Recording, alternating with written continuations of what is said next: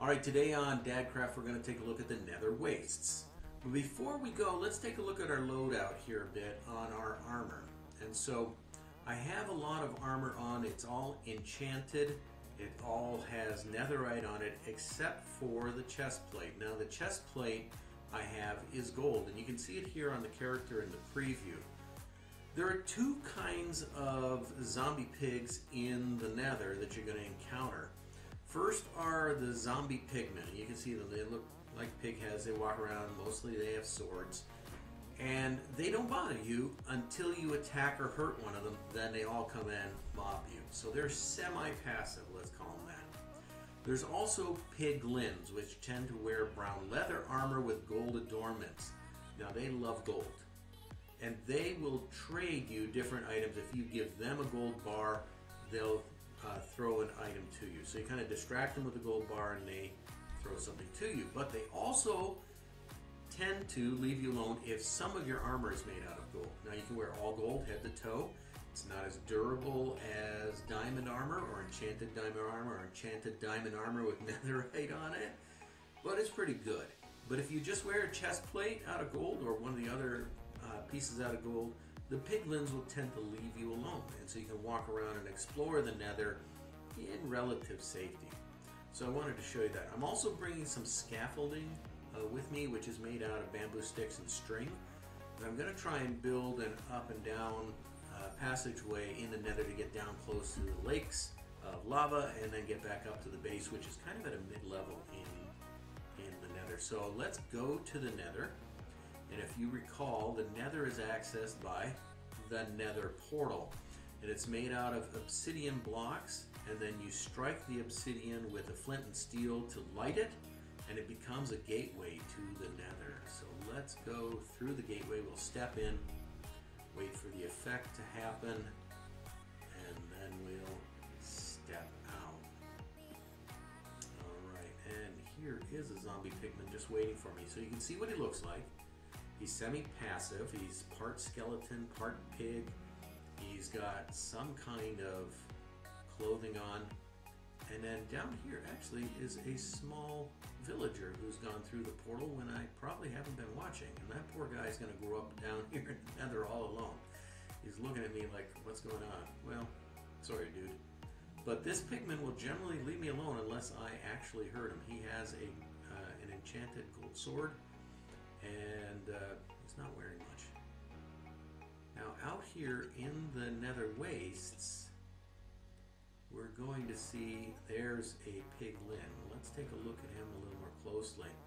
You can see, oh, this is actually a junior piglin. He's wearing the leather armor. He has a gold buckle on. Normally they're full size. This is just a youngster. But you'll find them throughout your world out here. In the Nether Wastes, they're also in the forest, whether the green forest or the red forest, and you'll find them in these bastion remnants that you'll find in the waste areas. So let's take a look around at the Nether Waste here, because these guys are pretty much going to just leave me alone. They're not going to attack me.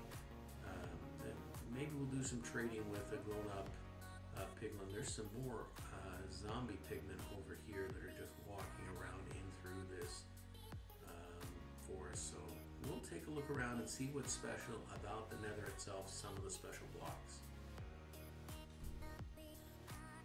Alright, how do you know you're in the Nether Wastes? Well, if you hit F3, you'll see over on the left-hand side up there, it will say biome Minecraft Nether Wastes, and it's in the second block near the bottom. That tells you where you're standing on the block right now, that you're in the Nether Waste. So as we walk around, if we actually change biomes, and we'll go into the forest over here,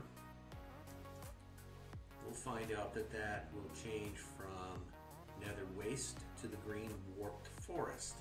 And so you've changed biomes. What happens from biome to biome is the kind of things you find there will be different. I happen to have grown a couple of overworld mushrooms in here, so don't think that they're native to the warped forest, but these green-blue trees are, where you can get wood in the Nether now easily. You've got this green growth on the bottom and so on. But I'm moving, you can see it'll change from warp forest back to nether wastes, because the nether wastes, and don't look at this forest down here, I planted that, but the nether waste is this red area that you see all around you. Now, one of the things you're going to find in the nether waste, hello zombie pigman, is this red block here.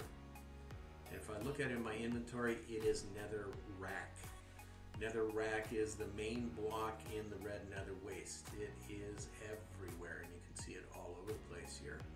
Occasionally, like you will find iron in the overworld, you will find these blocks here, and this is a block of nether quartz. When I mine it, it's going to give me this, the nether quartz. Nether quartz is very handy for a couple of redstone devices, especially the comparator. Later on we'll see that it's a very handy device for redstone circuits. So you can find the regular nether rack block, you can find nether quartz. Another block that you'll find, it's a little more rare. I mined a bunch of them out of this area, so let's go exploring a bit here through the waste, and I see one up ahead here. You can see it on the ceiling, and it's a piece of netherrack that has some embedded gold bits in it. So if I mine this, what's going to fall down are golden nuggets. Now remember, I have here a Fortune 3 pickaxe, and that's going to give me more gold nuggets per block that I mine than you would normally. So if you mine this, you might get 3 or 4 gold nuggets. I got 16 from mining out one block. They usually show up in blocks of 4 or 8 as you're going through, and you see here's another couple of pieces of nether quartz. And that's typically what you'll find in the nether wastes.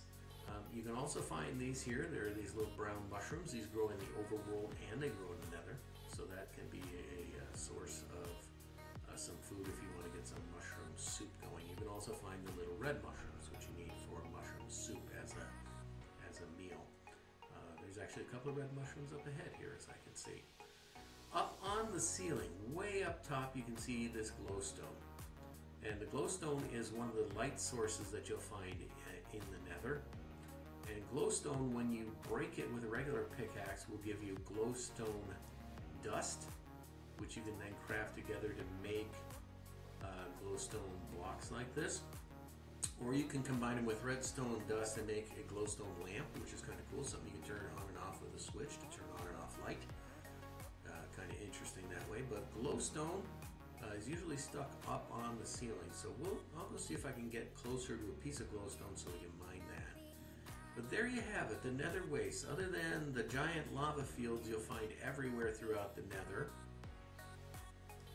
these are the blocks that you'll find. You'll find the netherrack, you'll find the nether quartz, the gold nuggets, and glowstone. There it is, the nether wastes. Again, you're going to find other enemies coming out here. We haven't seen or heard a ghast, that giant white floating block. I'll show you one of those in the future. But they shoot fireballs at you, very deadly in the nether, because all this netherrack, if you hit it with a flint and steel, will turn on fire and turn on fire permanently. You can see one that I'm pointing at here in the distance is on fire, and that fire will never go out. The fun thing about netherrack is you can bring it back to the overworld, set it on fire, and it stays on fire forever. So it is a great light source as well. Alright, we'll see if I can find a piece of glowstone like I said up close. So we'll be back in just a minute. Alright, I've walked down from the base here, down underneath where this glowstone was off in the distance. And I've mined a little bit of netherrack. So what I'm going to do is I'm going to plunk some down here and build a little pillar up to be a little closer to this glowstone. Now I hear in the distance a ghast, so I've got to be careful if I hear him shooting a fireball at me. Now I'm going to mine this cube of glowstone. I'll mine another one. Then I'll use my silk touch pickaxe to actually get the whole cube. And so let's go down here and see what we can pick up from what we mined. And see if we can still avoid that ghast. So here's some glowstone dust. When I hit the cube of glowstone in the ceiling with my regular pickaxe with a Fortune 3, I got 7 glowstone dust. But when I hit the cube with the silk touch pickaxe, it pulls the whole block rather than cracking it and give me the results. So the Silk Touch pickaxe gave me a piece of glowstone itself. So that's something I can just place back in the world if I want to. So there it is, a bunch of glowstone stuck in the ceiling, usually up high. A little hard to get to sometimes, but are used in some different potion recipes. I know we haven't talked about them. Here comes a very excited Pigmen. We haven't talked about potions or making potions, but glowstone's used for that. And it can be used to craft a few unique items, like I said, the glowstone lamp and a few other items. So, as we journey back here toward the base and some relative safety, here's some more glowstone down below. That's a tour of the Nether Wastes and a bunch of the special blocks in it. So when you're done in the Nether, hop back through your portal, get back to your home base, and take your ill-gotten gains with you. It's raining out.